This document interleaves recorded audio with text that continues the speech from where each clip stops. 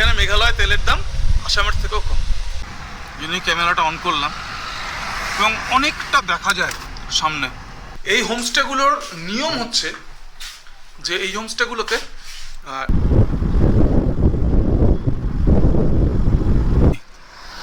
মিলিয়াম গ্রামে আমরা এসে হাজির হলাম। Good morning from Guwahati. আমরা গৌহাটিতে যে হোটেলে ছিলাম সেই হোটেলের কমপ্লিমেন্টারি ব্রেকফাস্টের টেবিলে। আমাদের গন্তব্য আজকে শিলং আর মনসিররামের মাঝামাঝি একটা জায়গায়। ফলে দুটো জায়গার মাঝামাঝি যেটা পজিশনে আমি একটা সুন্দর হোমস্টে পেয়েছি অ্যাকচুয়ালি। তো সেই হোমস্টে বুক করেছি জাস্ট শিলংয়ের আউটস্কার্টে, এটা বলা যায় শিলং আর মনসিররামের মধ্যে। প্রত্যেকটা পরতে প্রত্যেকটা অভিজ্ঞতা আপনাদের সঙ্গে নিশ্চয়ই শেয়ার করব। দেখা হচ্ছে আবার খানিকক্ষণ। এই হচ্ছে রয়্যাল হেরিটেজ। অ্যাকচুয়ালি একটু গুয়াহাটি শহরের আউটস্কার্টে এবং হাইওয়ের ওপরে একেবারে। এই কারণে হোটেলটা নেওয়া যে সকালবেলা যখন হাইওয়ে হিট করব তখন কোনো সমস্যা হবে না। এই জন্যই গৌহাটির এই হোটেলটা চুজ করা। একটু আউটস্কার্ট জার্নি শুরু করব। Thank you. সঙ্গে থাকুন, জুড়ে থাকুন। রাস্তায় দেখা হচ্ছে এবার। আমরা NH27 তার ওপর দিয়ে চলছে এই মুহূর্তে। আমরা NH6 ধরবো এরপরে। গুগল বলছে 11 কিলোমিটার গিয়ে আমরা NH6 ধরবো এবং তারপরেই আমরা হচ্ছে যে খানিকটা গিয়ে মেঘালয় আমরা প্রবেশ করব। আমি বললামই আমরা ছিলাম একটু আউটস্কার্টে, গৌহাটি শহরের একটু বাইরে। NH-এর ওপরই ছিলাম যাতে সকালবেলা NH হিট করতে আমাদের অসুবিধা না হয়। তো সেখান থেকেই বেরিয়ে স্ট্রেট NH27 ধরে নেওয়া এবং এগিয়ে চলা। এই হচ্ছে কথা। ব্রেকফাস্ট যেহেতু করে নিয়েছি ফলে চাপ নেই, ধীরে সুস্থে এগিয়ে যাওয়া। চলুন আবার দেখা হচ্ছে, আবার কথা হচ্ছে। এইবার আমরা ন্যাশনাল হাইওয়ে 27 থেকে ন্যাশনাল হাইওয়ে 6 ধরব। এখানে ডান হাতে আমাদের ঘুরতে হবে। এই ডান হাতে আমরা ঘুরে যাব টু শিলং, এখানে লেখা আছে। এই ঢুকে গেলাম শিলংয়ের দিকে। মেঘালয়ের সামনে ঢুকবো। অ্যাকচুয়ালি শিলং দেখাচ্ছে 80 আর আমরা যেখানে থাকবো সেটা 92। আমি বললামই আপনাদের যে আমরা যেখানে থাকবো সেটা ফলে দুটো জায়গার মাঝখানে শিলংকে ছুঁয়ে খানিকটা বলা যায় আমরা থাকবো। হঠাৎ করেই দেখতেই আবিষ্কার করলাম জায়গাটা এবং হোমস্টে রিভিউ দেখলাম খুব ভালো গুগলে। তার জন্যই হচ্ছে যে আরও চট করে বুকটা করে দিলাম। নাহলে আমি আগে থেকে বুক করি না কোথাও, আমি গিয়ে পছন্দ করি। তো এর রিভিউ দেখলাম, রিভিউ হচ্ছে দারুণ রিভিউ গুগলে, দুর্ধর্ষ রিভিউ। গুগলের রিভিউরও একটা রিভিউ দেওয়া যাবে যে গুগল রিভিউ কতটা ঠিক কতটা ভুল। প্রায় 147 জন রিভিউ দিয়েছে এবং সেখানে দাঁড়িয়ে 4.9 স্কোর। ফলে আশা করি ভুল হওয়ার জায়গা খুব কম। হচ্ছে কথা। পাহাড়ে উঠছি ধীরে ধীরে। শিলং অব্দি খুব সুন্দর। আগের বার গেছিলাম, গিয়ে ঢুকতে পারিনি, তখন উমিয়াম লেকের পাশে কাজ চলছিল এবং প্রচুর জ্যাম হতো। আমরা প্রায় জ্যামে 3 ঘন্টা দাঁড়িয়ে থেকে আমরা ফিরে আসতে বাধ্য হয়েছিলাম। তো সেই ভিডিওটাও আছে দেওয়া। আমি চেষ্টা করবো আই বাটনে লিঙ্ক দিয়ে দিতে, আপনারা দেখে নিতে পারেন। পাহাড় চড়া মোটামুটি শুরু হয়ে গেছে। উমিয়াম লেক অব্দি রাস্তা সম্পর্কে বলবো। উমিয়াম লেকের পরে আবার সিঙ্গেল লেন হয়ে যায়। উমিয়াম লেক ঠিক তার আগে অব্দি ডাবল লেন একেবারেই, এবং সুন্দর রাস্তা। এবং আমি দেখাবো আপনাদের 4th গিয়ার তো বটেই, পাহাড়ে 5th গিয়ারও এখানে ড্রাইভ করা যায়। এত ভালো রাস্তা, এত চওড়া রাস্তা। অবশ্যই উমিয়াম লেক তার আগে অব্দি। শিলং শহরের মধ্যে দিয়ে যাব, সেটাও দেখাবো। শিলং শহরকে এক ঝলক দেখাতে যাব। দেখা হচ্ছে খানিকক্ষণ বাদে। এই রাস্তাটা এত ভালো, 2 to 4 লেন রাস্তা এবং এত ভালো রাস্তা যে আপনি এখানে কিন্তু 5th গিয়ারও ড্রাইভ করার সুযোগ পাবেন। নর্মালি পাহাড়ে 2-3 চলতে হয়, এইখানে আমি এই মুহূর্তে 4th গিয়ারে ড্রাইভ করছি। এরপরে কিন্তু এমনও রাস্তা পাবো যেখানে 5th গিয়ারে খানিকটা ড্রাইভ করার সুযোগ পাবো। আমি এই মুহূর্তে 4th গিয়ারে ড্রাইভ করছি, দেখতেই পাচ্ছেন। তো এই হচ্ছে কথা। এবং পাহাড়টা খুব সুন্দর। এখন ওয়েদারটা একটু প্লেজেন্ট, যার ফলে ভালো লাগছে। আবার শিলংকে দেখার জন্য ফিরে আসি। উমিয়াম লেক পেরোতে পারিনি গতবার। চলুন সঙ্গে থাকুন, জুড়ে থাকুন। এবং NH6 এর প্রথম toll plaza. Annual pass activate করে নিয়েছি, 95 টাকার টোল, এই হচ্ছে কথা। অ্যাকচুয়ালি আগের বার বোধহয় সত্যি চোখে পড়েনি, এইবার চোখে পড়লো। দেখুন, welcome to Meghalaya, Umling facilitation centre, Ribhoi district, welcome to Meghalaya. এখানে একটা জায়গায় এই বোর্ড পেলাম, ওয়েলকাম টু মেঘালয়া। এইবার মেঘালয়ে প্রবেশ করলাম, এইবার আমরা মেঘালয়ে প্রবেশ করলাম ফর্মালি। মেঘালয়ের এটা প্রথম বড় জনপদ এই রাস্তায়, NH6 এর উপর, নংপ জায়গাটার নাম। ট্রাফিক পুলিশও রয়েছে, বড় জায়গা, বেশ বড় জায়গা।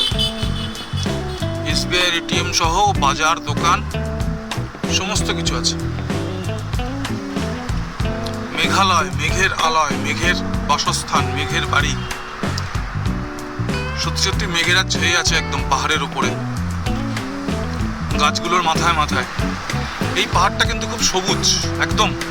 আগের বারও দেখেছিলাম, এটা কিন্তু ন্যাড়া পাহাড় নয়, যেহেতু অল্টিটিউড অতটা বেশি নয়, মূলত সেই কারণেই নিশ্চয়ই তাই হবে যে এখানকার পাহাড় একেবারে সবুজে ভরা। এখান থেকে উমিয়াম লেক বলছে 35 কিলোমিটার, আর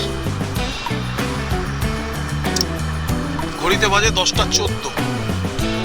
আমরা পার করলাম 45 কিলোমিটার এখনো অবধি।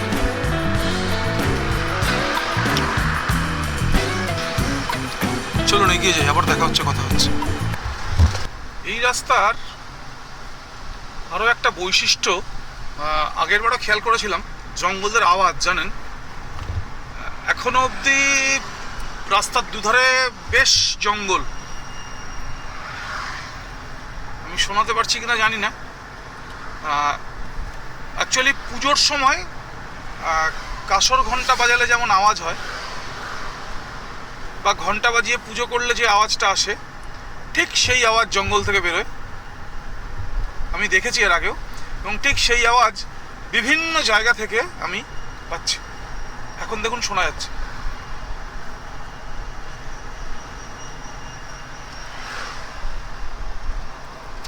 আমি আপনাদের শোনাতে পারলাম কিনা জানি না, এই আওয়াজটা কিন্তু কন্টিনিউয়াসলি রয়েছে, এবং জঙ্গল থেকে এই আওয়াজটা কিন্তু আসছে। দুরন্ত জঙ্গলের ভাইবও কিন্তু আছে এই রাস্তায় একদম। আর যে কথাটা বলবো সেটা হচ্ছে এই, যে আপনি 4 নম্বর গিয়ারে আরামসে চালাবেন গাড়ি, কোনো অসুবিধা নেই। মাঝে মাঝে 5 নম্বরে উঠবে এই রাস্তায়, আমি বলছি, আর উমিয়াম লেকের আগে অবধি পাকদণ্ডি বাইতে বাইতে এগিয়ে চলা। আর জঙ্গলের ভাইবগুলো দেখুন আসছে।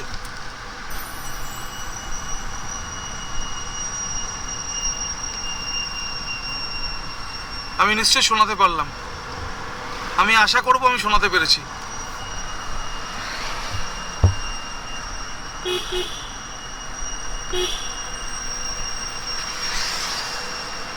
আমি আশা করব আমি শোনাতে পারছি। এগুলো কিন্তু পিওর জঙ্গলের আওয়াজ, একদম জঙ্গল থেকে আসছে কিন্তু এই আওয়াজ, একেবারে তাই। তেল ভরে নেওয়ার পালা, তেল ভরে নেওয়ার পালা। আর একটা খুব দারুণ ইনফরমেশন দেবো আপনাদের। আমি শুনেছিলাম, গতবারে এসে শুনেছিলাম, গতবার পরখ করা হয়নি, এবার পরখ করলাম। মেঘালয় কিন্তু তেলের দাম 85 টাকা 44 পয়সা, তাহলে আমাদের ওখানে কিন্তু প্রায় 92 টাকা। 85 টাকা, অনেকটা ডিফারেন্স আছে তেলের কিন্তু। ফলে আমি যেটা করলাম কালকে, জানেন, আসামেও আমাদের ওখানে, আমাদের থেকে তেলের দাম আসামেও কম। আমার খেয়াল ছিল না, মাথা থেকে বেরিয়ে গেছিলো। আমি আপনাদের বলে রাখছি, কেউ যদি আসামের দিকে আসেন, ওয়েস্ট বেঙ্গলে তেল না ভরে অবশ্যই আসামে ভরবেন তেল। আসামে তেলের দাম কম। আর আসাম থেকে যদি মেঘালয়ে আসেন তাহলে তেলের দাম ভরবেন, তাহলে মেঘালয়ে ঢুকে তেল ভরবেন। এখানে মেঘালয় তেলের দাম আসামের থেকেও কম। তো এই হচ্ছে ইনফরমেশন। চলুন এগিয়ে যাবো, আবার দেখা হচ্ছে, আবার কথা হচ্ছে। বাঁদিকে একটা বড় জনপদ চলে গেল, উমশিনিং, বেশ বড় জনপদ। এইখানটা ঢালানটা দেখুন, দারুণ ঢালান। আগের বার এসে দেখেছিলাম, এনে ক্যামেরাটা অন করলাম, এবং অনেকটা দেখা যায় সামনে, অনেকটা দেখা যায়। দেখুন বাঁহাতে দেখুন উমশিনিং, বড় বড় শহর কিন্তু বড় জনপদ। বাঁহাতে দেখুন বড় জনপদ।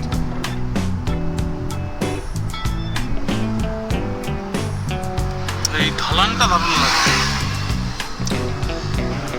শিলং এখান থেকে 32 কিলোমিটার বলছে। রাস্তা কিন্তু একদম ঠিকঠাক। এখানকার ভিউটাও খুব সুন্দর লাগে, দারুণ লাগে দেখতে।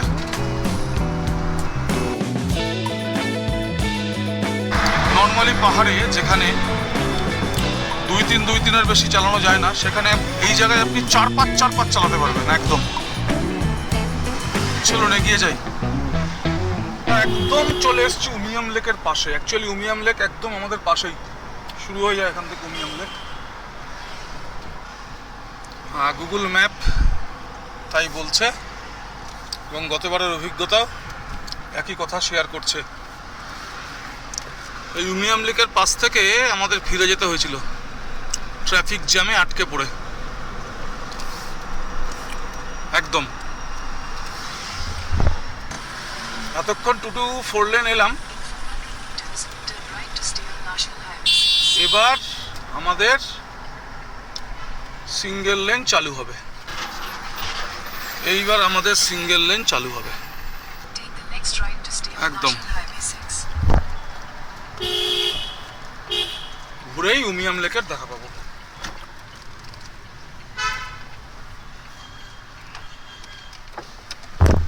দেখুন Umiam lake.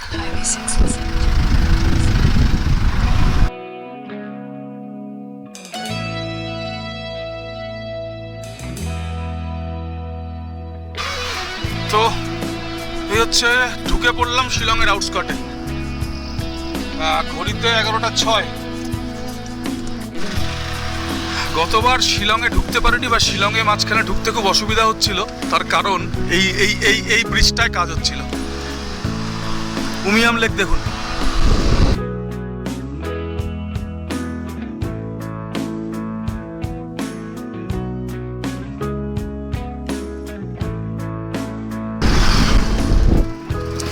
Umiam lake actually natural lake না, ম্যানমেড লেক, কিন্তু লেকটা অসাধারণ এবং অনেকটা বড়।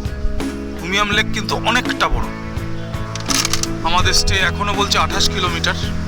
চলে এসছে, হাওয়ায় যথেষ্ট চিল আছে এই মুহূর্তে। উমিয়াম লেক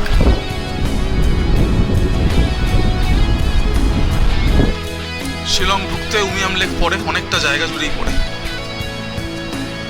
চলুন এগিয়ে যাই।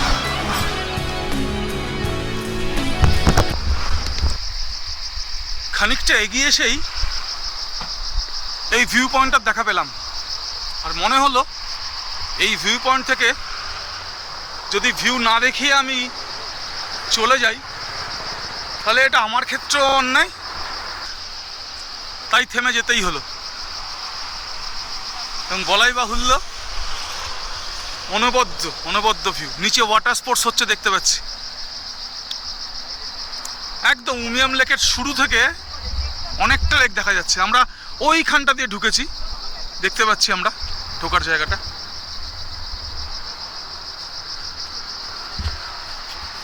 দুরন্ত অনেকটা ভিউ।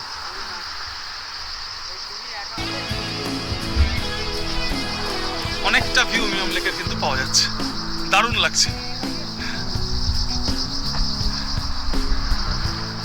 চলুন এগিয়ে যাবো, আবার দেখা হচ্ছে, আবার কথা হচ্ছে। শিলং শহরে ঢুকতেই একটু ট্রাফিক জ্যামের দেখা পেলাম। অ্যাকচুয়ালি ব্যস্ত শহর, ট্রাফিক জ্যাম হওয়া একটু স্বাভাবিক। এটা হচ্ছে মাওলাই পুলিশ স্টেশন, তার পাশেই দাঁড়ালাম। এবং এই জায়গায় হ্যান্ড ব্রেক হচ্ছে আপনাকে রক্ষা করবে। একদম পাহাড়ের ঢালে যখন আপনি ট্রাফিক জ্যামে দাঁড়াবেন, হ্যান্ড ব্রেক হচ্ছে আপনার রক্ষাকর্তা। অবশ্যই গাড়ির নিয়ম বলছি, বাইকে সিস্টেম অন্য। আবার ধীরে ধীরে এগিয়ে যাই। শিলং শহরের ভেতরে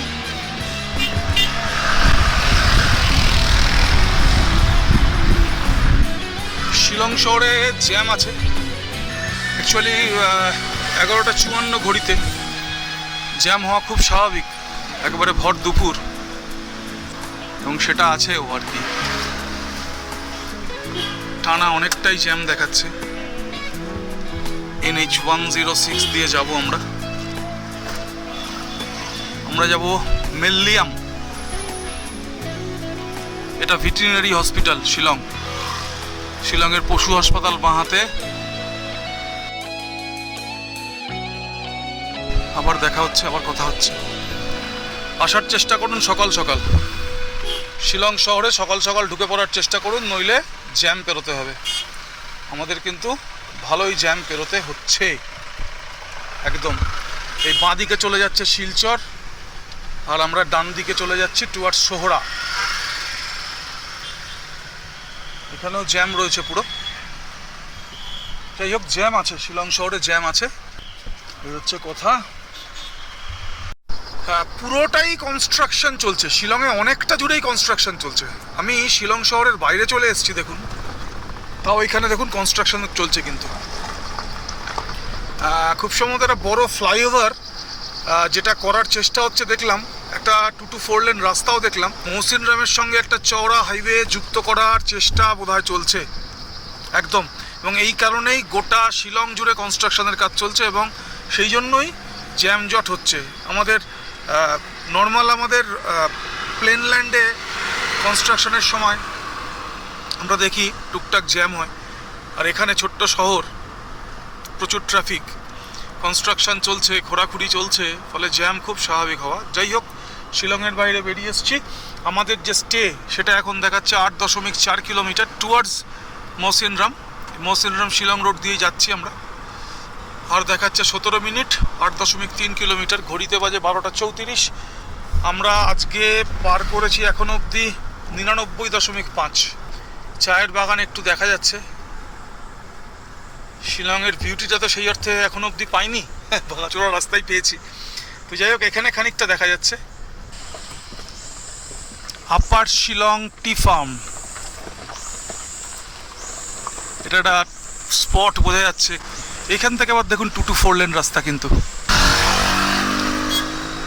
এই 2 to 4 লেনটাই বোধহয় শিলং শহরের মধ্যে দিয়ে নিয়ে যাওয়ার চেষ্টা হচ্ছে, খুব সম্ভবত তাই হবে।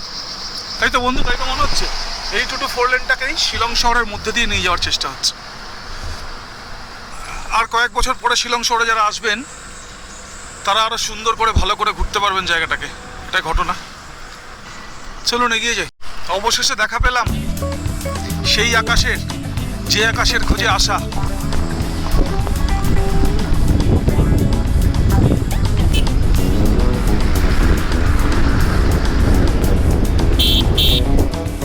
আমি নিশ্চয়ই এখানে দেখাতে পারলাম, যে আকাশের খোঁজে আসা সেই আকাশের অবশেষে খানিকটা দেখা পেলাম। আমরা যে জায়গাটায় থাকবো সেই জায়গাটার নাম মেল্লিয়াম। জায়গাটার নাম মেল্লিয়াম, একদম চেরাপুঞ্জি রোডের উপরে। নিশ্চয়ই আপনাদের দেখাবো। এমন একটা জায়গায় থাকবো যেখান থেকে শিলংও অ্যাক্সেসেবল, আবার মৌসিনরামও অ্যাক্সেসেবল। একদম স্ট্র্যাটেজিক্যালি জায়গাটা চুজ করেছি, যাতে যেদিন ফিরবো সেদিন আমরা ঠিক সময় একটু সকাল সকাল বেরোলে আমরা যাতে শিলংকে পেরিয়ে আমরা দ্রুত নিচে নেমে যেতে পারি। সেই কারণে এই স্ট্র্যাটেজিক্যালি জায়গাটা চুজ করা। এখানে রাস্তায় কাজ হচ্ছে, অ্যাকচুয়ালি গোটা শিলং যে শহর জুড়ে কাজ হচ্ছে, বুঝতে পারছি।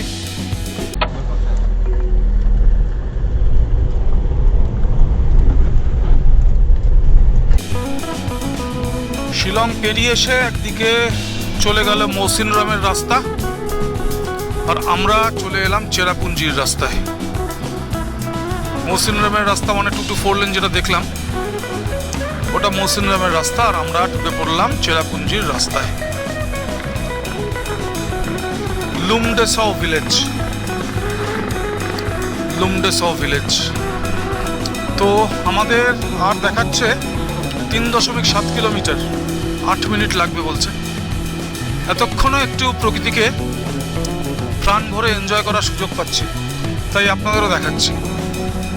শিলং শহরের ভেতরে যেহেতু কাজ চলছে, শিলং শহরের সৌন্দর্যকে সেভাবে আর উপভোগ করা যাচ্ছে না।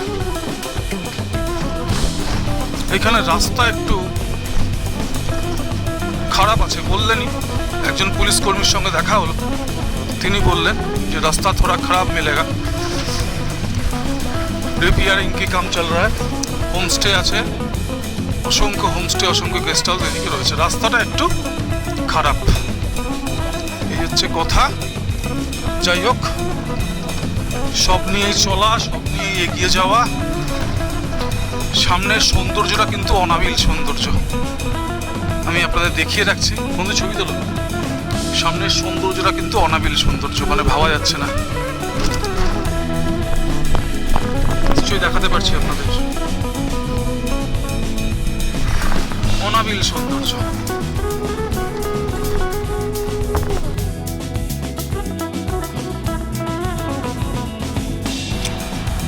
দুর্ধর্ষ,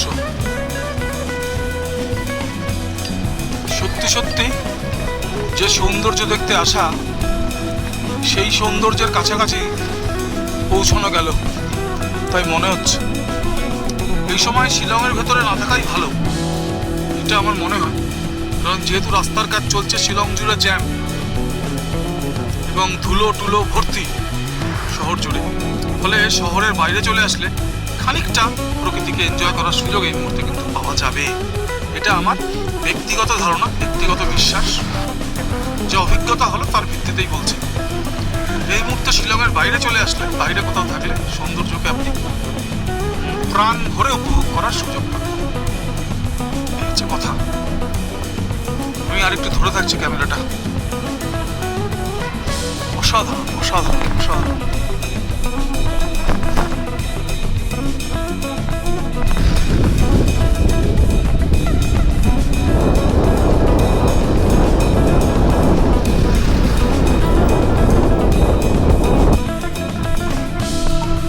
চলুন এগিয়ে যাই।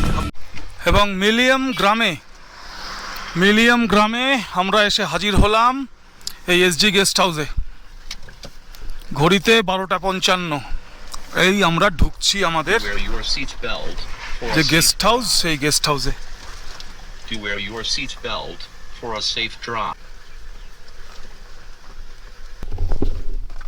এই হচ্ছে আমরা পৌঁছলাম গেস্ট হাউসে, একদম প্রকৃতির মধ্যে একেবারে।